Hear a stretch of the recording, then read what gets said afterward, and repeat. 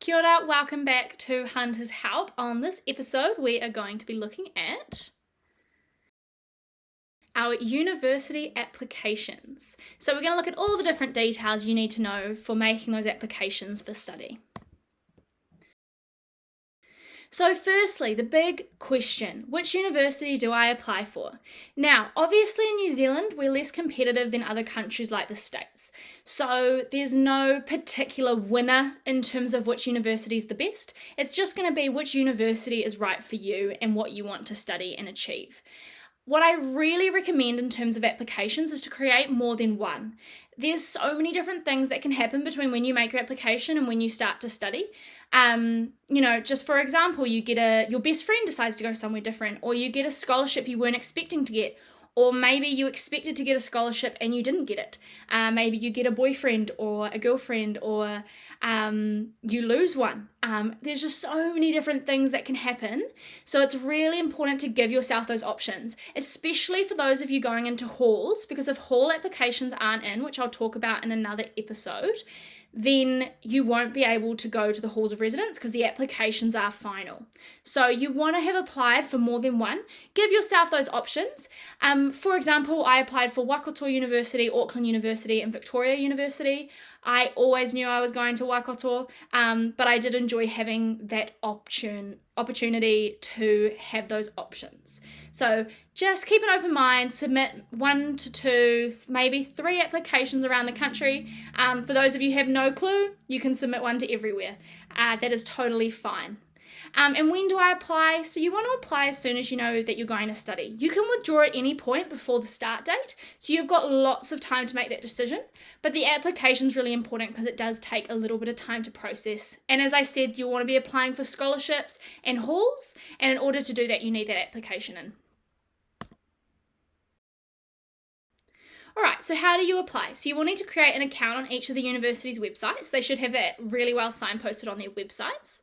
And you will typically need a verified document. So a verified document is a photocopy of the original. So typically you're going to want your passport or your birth certificate, and then a license can be a good secondary one, but you need one of those main ones. You can also have a Google as to the different options if you don't have those 2 documents. So you take that, you photocopy it, and you bring it to a JP, so they are the Justice of Peace. Again, give it a Google. In your area, they will have all the times that they have available. And you can also get it done by your principal too, so you don't have to go through a JP. And then you need your NCA summary, so you can download that from the NZQA website.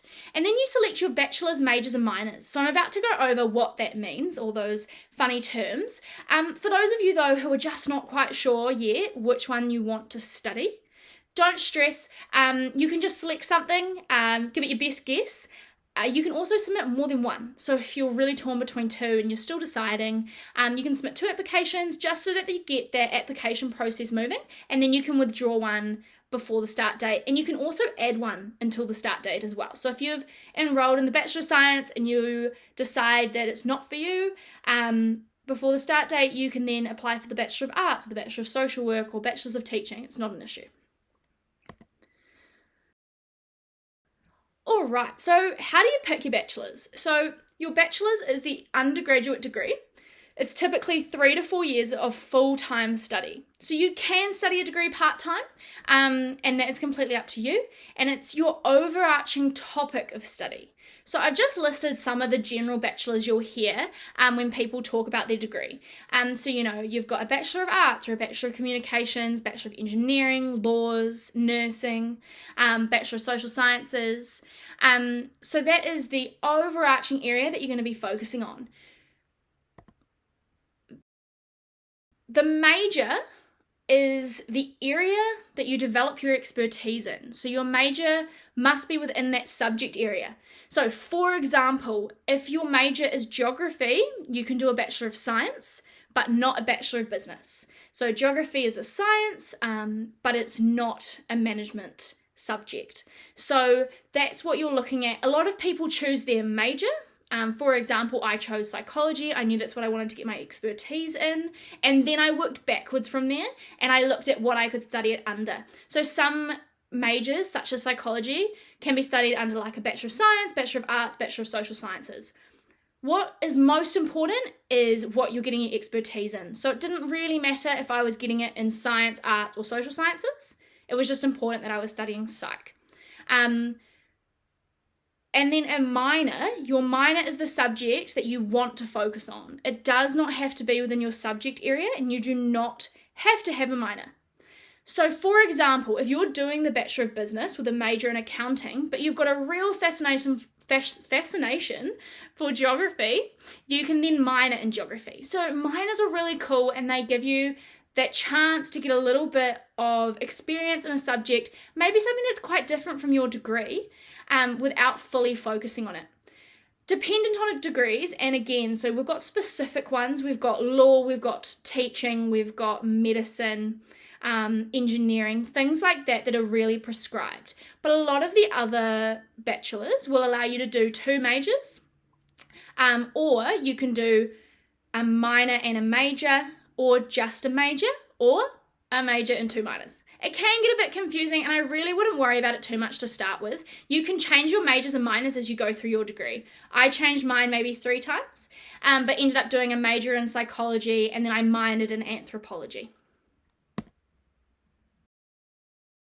So this is just to give you an idea on a typical degree design. Again, as I said, there are prescribed degrees that will look a little bit different, but for those main ones, what you're going to do is in the yellow, that's your major. So for me, psychology. Then you've got the grey area, which is your degree paper. So if you're doing a Bachelor of Science, this will be science papers. And then your electives. So electives are really fun, and they can be anything you want them to be. You can do a paper in esports, or a paper in accounting, or a paper in engineering, whatever you want. They are completely up to you to pick whatever you're interested in. If though, however, you do a double major, this is what it looks like. So it just takes away those elective spots. As I said, electives can be really fun. So it's not necessarily an advantage to do 2 majors. It's just completely up to you. And then a conjoint degree, just something to be aware of. So doing a double major, as I said, you lose your electives, but you're not actually doing any more work. You're doing the same number of papers. With a conjoint degree, it is a lot more work. It can be 5 to 6 years rather than the typical 3 to 4. What you get out of it is 2 different pieces of paper. So for instance, I could do a Bachelor's of Social Sciences, and I could do a Bachelor of Business. So that can be really good for students who, for example, have 2 really different interests, but aren't happy with one of them just being a minor. So I could do my Bachelor of Science in Geography, and then I could do my Bachelor of Business in Accounting. One thing to be aware of, and I'll talk about it in the next video, is that when you go into postgraduate study, so a bachelor's degree is undergraduate, and then once you've done that, you can go into postgraduate. So that can be a graduate diploma or a postgraduate diploma, master's or PhD. So once you have a degree, everything else you do can be postgraduate study. So for example, say you've done a Bachelor of Science and you've majored in geography, and you decide, you know what, I'm actually really passionate about management studies and I want to get more experience in that. You can then, after your 3-year geography degree, do a 1-year graduate diploma to get a major, say, in management leadership. So what that means is you actually get a higher qualification because it's a postgraduate study, and it's taken less time than a conjoint degree. So it's just something to be aware of. Conjoint degrees are absolutely great for some people, and other people who may have those 2 interests either decide to just do one as a minor, or they do some postgraduate study after they finish. Thank you very much for listening to this presentation, and I will see you in the next Hunter's Help video.